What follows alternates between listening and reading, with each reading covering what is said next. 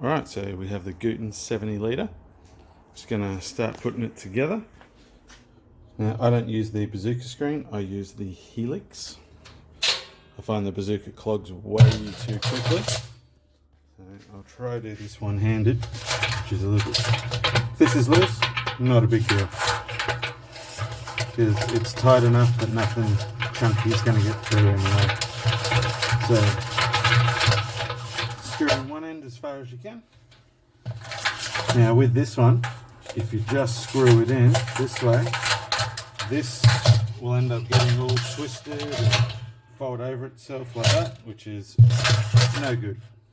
So you want to twist it backwards first a few times, so then when you go to put it in, it sort of screws itself in, and then it's fine on both sides, and it sits all nice and dandy. Now for the overflow pipe, I don't use the telescopic, I just use a nut in place. Like that. And then should just be able to put that in. This is the new locking bottom on it, so that's all good. And these 3 feet will come in very handy later, and they make lifting the malt pipe so much easier. Malt pipe, good to go. So this is the recipe, about 14 kilos of grain.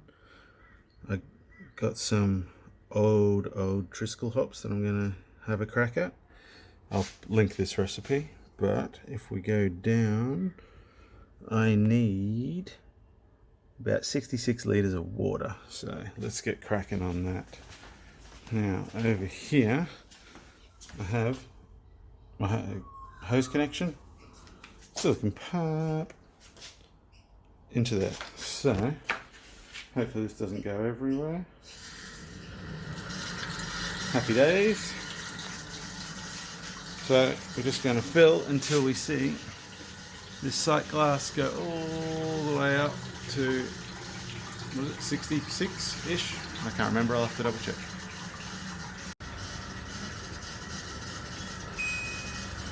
Manual, yeah, we'll go 3000 watt, 67 degrees. I always set the timer for the maximum I can do, which is 180. And start. I always set it at 180 so I don't have to keep an eye on it, and it might turn off if I'm a couple of minutes late or something silly. Okay, so this is 66 litres roughly, which is very, very full. So I treat all my water at the beginning because I try not to sparge. So that is still heating up, currently at 21 degrees, going to take a while. So while it's heating up, I have my calcium sulfate, my acid, and some Campden. So, 1 Campden tablet, as usual, for a double batch. I'm going to skip the Epsom salt, just because I don't have any and I can't be bothered. 31 grams of gypsum, and 7.9 ml of lactic acid. So, already measured out my gypsum. Going to crush up this Campden, and I'm going to use this bad boy to measure the lactic acid. So for now, let's go and put this in. So just sprinkle that in, whatever. I use my mash paddle to stir it all in at the end.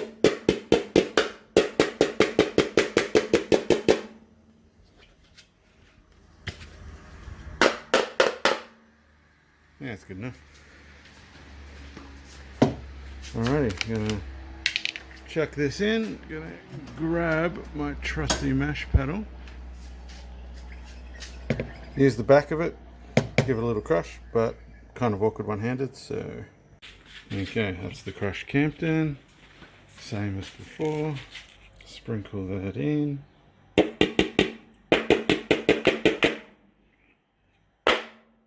what else? Now I've got the lactic acid, so I'm going to take off this. So I've got this bad boy which has, focus, measurements on it. So you can take up what you need. Got my lactic acid, so we need 7.9. So let's go up.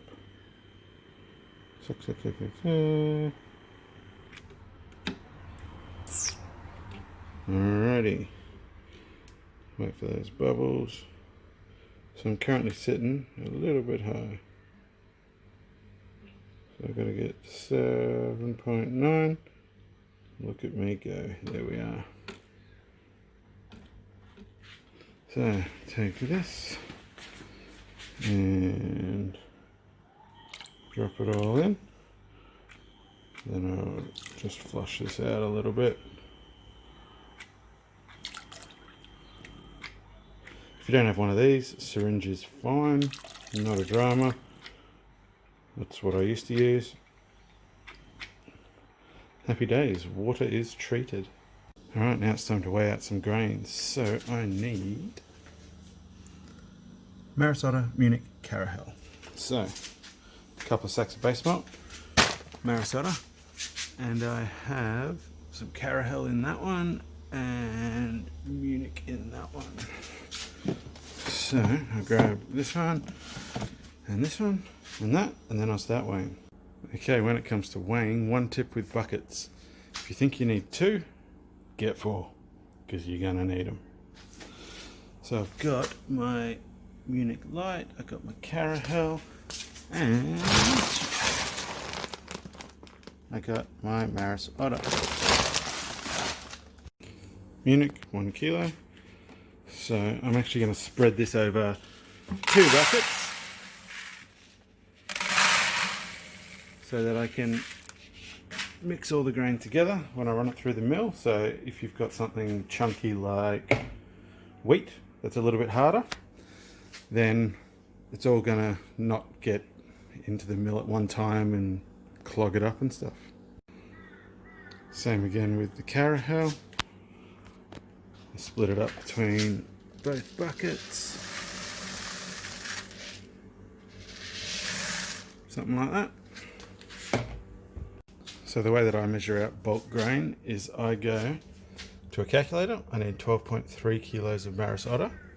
I just take a big scoop, around about 1 kilo each time it ends up in this bucket, so 1079, and I just do minus 1079. Then I just keep going down, down, down till I hit 0. It saves out weighing exact amounts each time.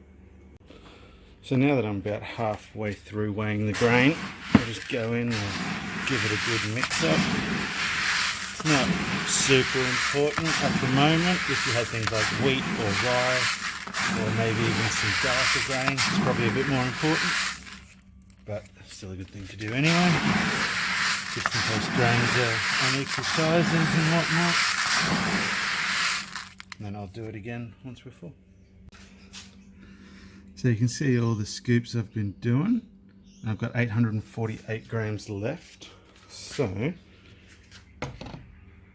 that's 10 to 0. That's all good. So I'll just go in, grab a scoop. So I need another 40 grams.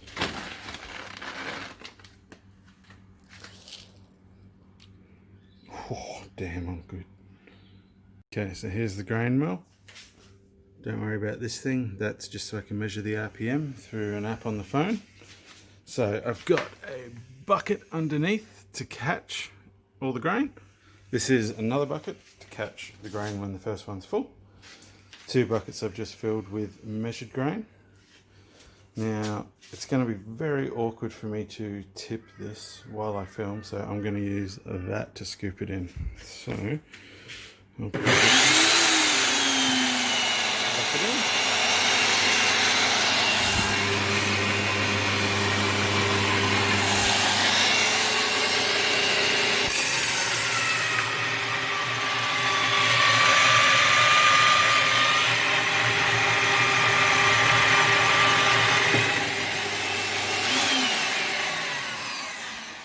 It's that simple, but I'm just going to do the rest with 2 hands so I don't have to film it.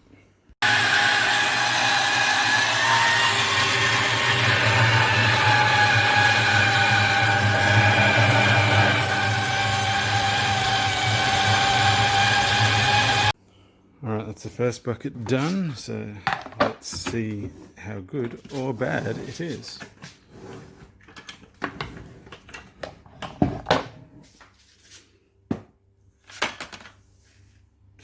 Bit of flour on top, but that is absolutely destroyed. Here it looks alright. There is a lot of flour.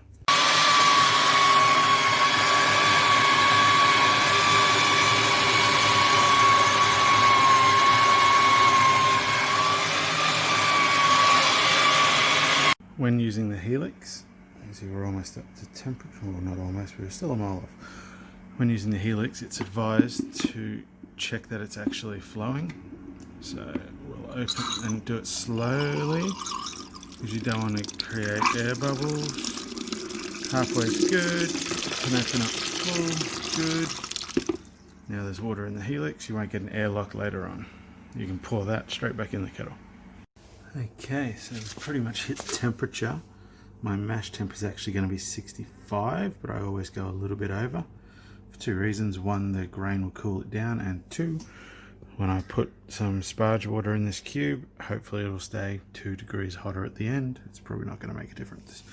So, pause, temp, drop that bad boy to 65, which is my actual mash temp.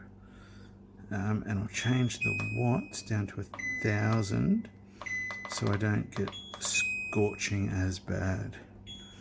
So game on now. So now that that's at temp, I want to fill this cube with my sparge water. So I'm currently at about 66. So I'm going to open up this until I get to about 51.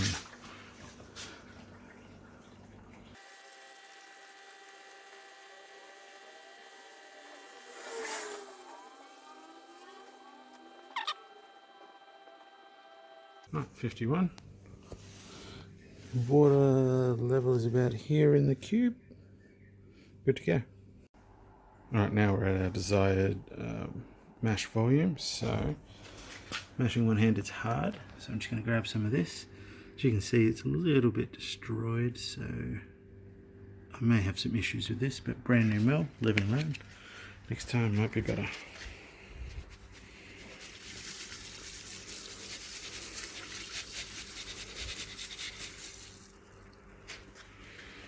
So just start off a little bit at a time, give it all a good mix so you don't get dough balls and whatnot.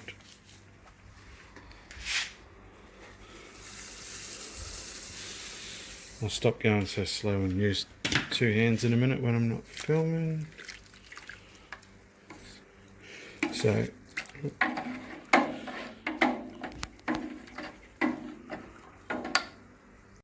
okay, so we're all mashed in. As you can see, it's quite thick. Don't know how many litres or kilos a litre that equates to be, but just making sure there's no dough balls. Everything seems alright. Alright, now that the mash has been sitting for 7 minutes, because I reset the timer, I'm gonna turn the pump on. So let's see if I can do this without going crazy. Ooh, that was not a good idea. Okay, so I've set the pump at halfway. So I'll just let it get flowing. As you can see, it's coming around the corner. So that is pretty slow. So I might just make it a tad faster.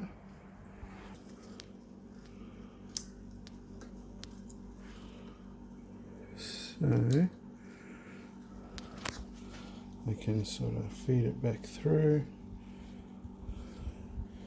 One thing I will do is just get off any of that loose grain, feed it through. Might have to bring this around the corner a bit more. Set it up like that. So now it's easier for me to monitor if the level is rising, because I can compare it to the tube, because you don't want it to go up, because I don't have the center overflow pipe. It would eventually go up through these holes, but then grain's going to get out. Not ideal. So that looks to be holding relatively steady level. So I'll check on it in a couple of minutes, and then I'm going to take my dog for a walk. So still mashing in, but I've just noticed it's going to be very hard to see on the camera, but there are some chunks floating through, which means some little bits got through the malt pipe. Hopefully when you recirculate they get caught back on top of the bed and don't end up in the finished product.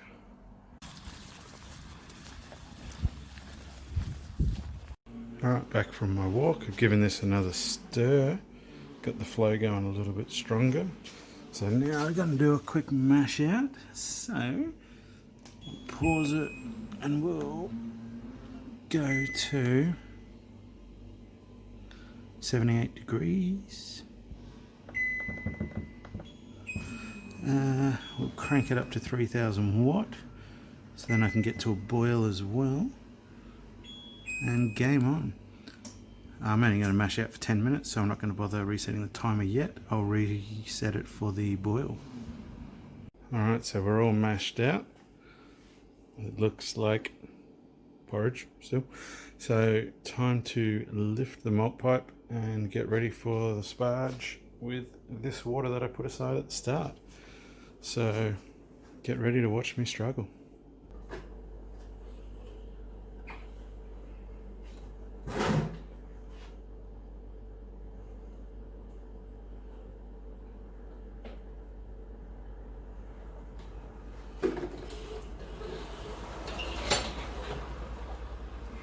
Okay, so as you can see, I've got it on the hooks, which is lovely.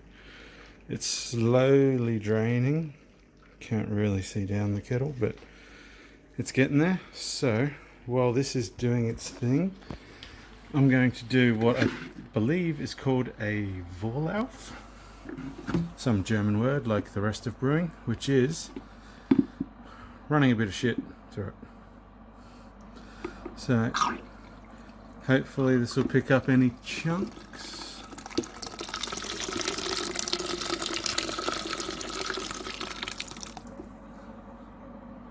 So any chunks that made it through the kettle into the bottom will hopefully be in there. Doesn't look too chunky, which is good. So I'll just pour that through, and I'll do another one for good measure. So I'll open that, let a little bit run. Try not to splash. Splashing's rarely good in brewing. So I'll turn that off. The helix should filter out a lot of the chunks anyway, so we've got that. And I'll pour that on.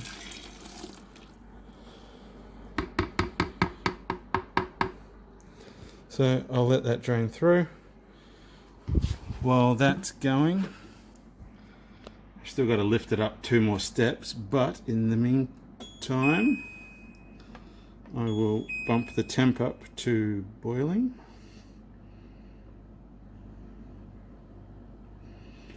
Okay, boiling. Wattage is at 3000, and the time, I'll crank it all the way up and I'll just figure it out myself. I don't use auto. Start, so it's heating up. Alright.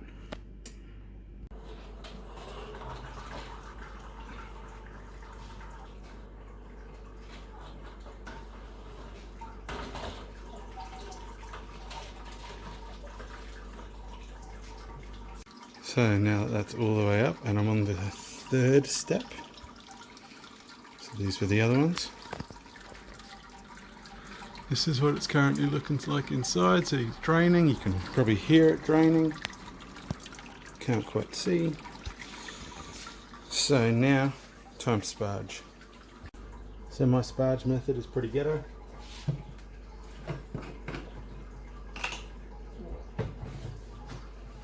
Take lid off the cube, pour it in.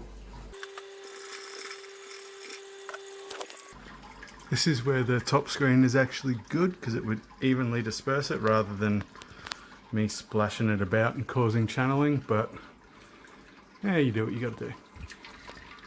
Okay, so the sparge is almost complete. As you can see, that is looking pretty well drained.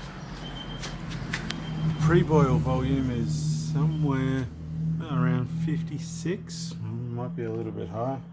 5 litres boil, yeah, we'll see. We'll see. Currently sitting at 89 degrees. So once we hit about 95, I'll take the malt pipe out, off, and then I'll start the boil. Okay, so apparently it's been boiling for 3 minutes, but it's not super active. Oh, we just started with something. Yeah, that's good enough for me. So, recipe, 30 grams of Magnum. 30 grams. Magnum. So let's take that. We'll just put all of that in.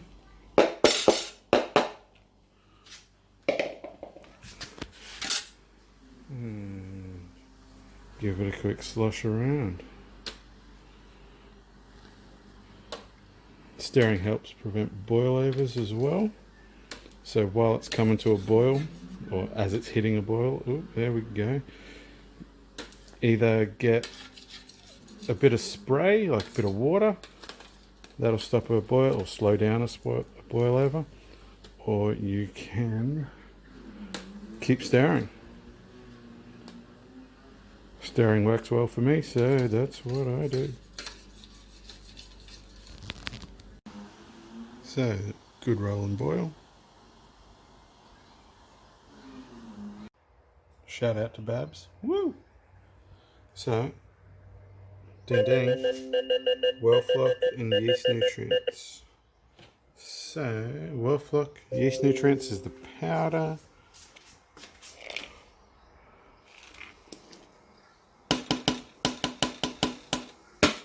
Happy days. I don't really measure yeast nutrient, but I did on this one and ended up about 13 grams. So, I don't know, maybe 10 or so on a double batch is fine, I don't know. Up next is 180 grams of Triskel. 180. Boom! So when that goes ding,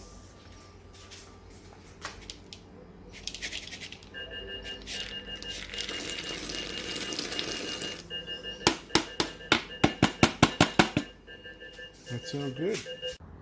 So coming to the end of the boil, which means I say shush.